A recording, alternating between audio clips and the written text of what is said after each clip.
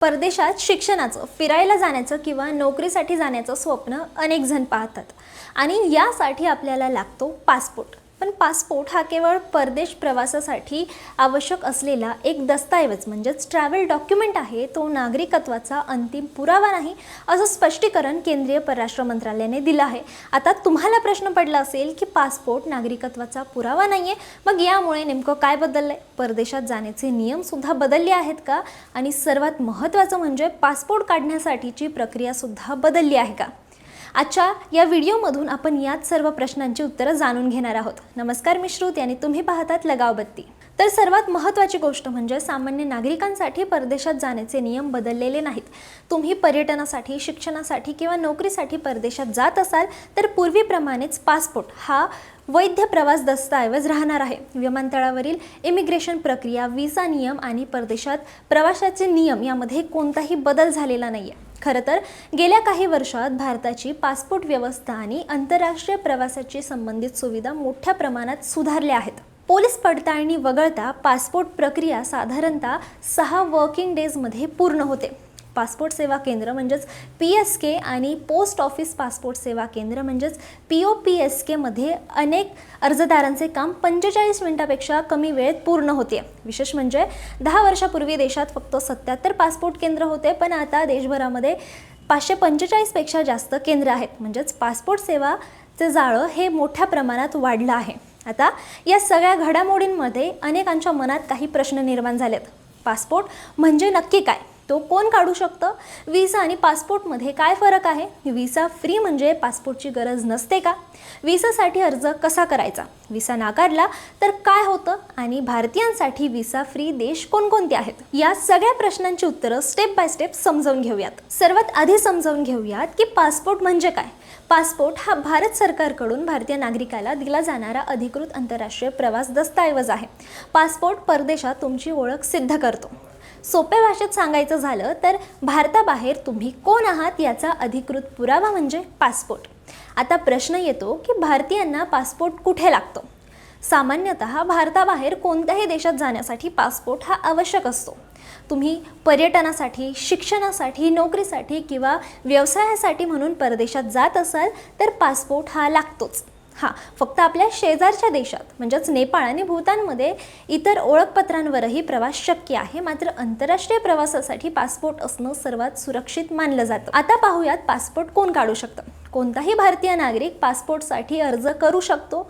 पासपोर्टसाठी कुठली अट नाहीये. नवजात बालक, विद्यार्थी, गृहिणी, नोकरी करणाऱ्या व्यक्ती, व्यावसायिक तसेच ज्येष्ठ नागरिक अशा सर्वांना पासपोर्ट मिळू शकतो. मात्र त्यासाठी आवश्यक कागदपत्र आणि ओळख पडताळणी पूर्ण करावी लागते. मग पासपोर्ट कसा काढायचा?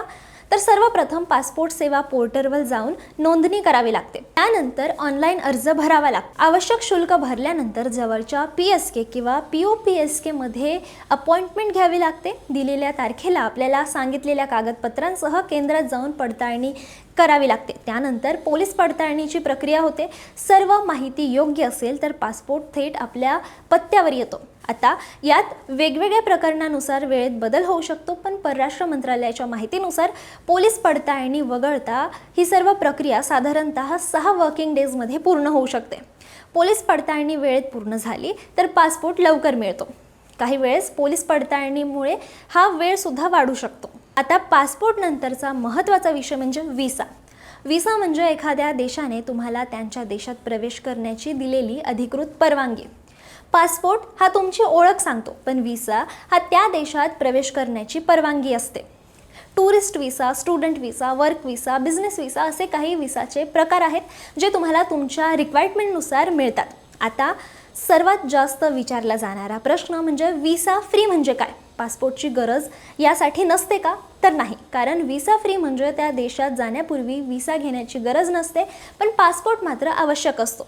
अनेकांना वाटतं की व्हिसा फ्री म्हणजे कोणत्याही कागदपत्रांशिवाय प्रवेश मिळतो, पण प्रत्यक्षात तसं नसतं. त्या देशात प्रवेश करताना passport, return ticket, hotel booking अशा गोष्टींचा पुरावा मागितला जाऊ शकतो. आता प्रश्न येतो की व्हिसासाठी अर्ज कसा करायचा? पूर्वी जवळपास प्रत्येक व्हिसासाठी संबंधित देशाच्या एम्बॅसीमध्ये जावं लागायचं. मात्र आता अनेक देशांनी ऑनलाईन अर्जाची सुविधा उपलब्ध करून दिली आहे. ही प्रक्रिया देशानुसार वेगवेगळी असते. सर्वप्रथम तुम्हाला कोणत्या प्रकारचा आणि कसा व्हिसा हवा आहे हे ठरवावं लागतं. उदाहरणार्थ पर्यटनासाठी टुरिस्ट व्हिसा, शिक्षणासाठी स्टुडंट व्हिसा किंवा नोकरीसाठी वर्क व्हिसा. त्यानंतर संबंधित देशाच्या अधिकृत व्हिसा पोर्टलवर किंवा अधिकृत व्हिसा केंद्राच्या वेबसाईटवर जाऊन अर्ज भरावा लागतो.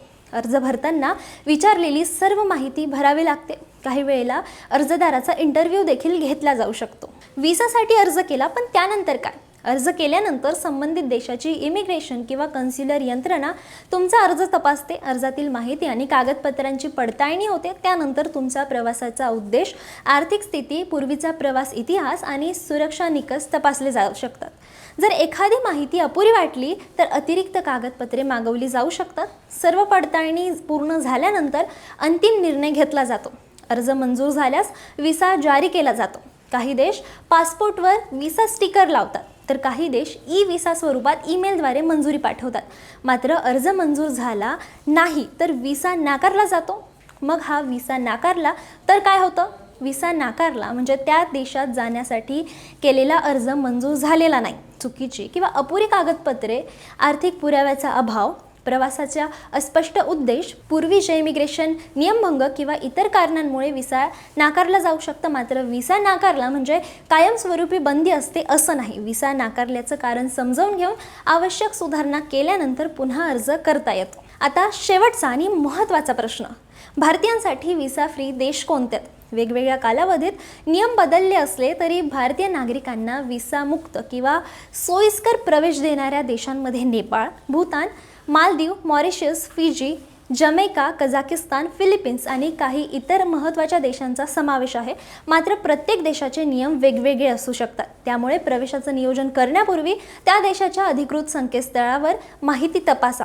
परदेशात जाण्यासाठी सर्व माहिती आणि महत्त्वाची तयारी म्हणजेच पासपोर्ट, त्यानंतर अनेक देशांसाठी व्हिसाची आवश्यक असणारी प्रक्रिया, व्हिसा फ्री देशांमध्ये पासपोर्ट आवश्यक असतो हे लक्षात ठेवणं गरजेचं आहे. योग्य माहिती, योग्य कागदपत्र आणि वेळेत केलेली तपासणी यामुळे तुमचा परदेश प्रवास अधिक सोपा होऊ शकतो. हा व्हिडिओ तुम्हाला कसा वाटला मला कमेंटमध्ये नक्की सांगा. हा व्हिडिओ जास्तीत जास्त शेअर करा आणि चॅनलला सबस्क्राईब करायला विसरू नका.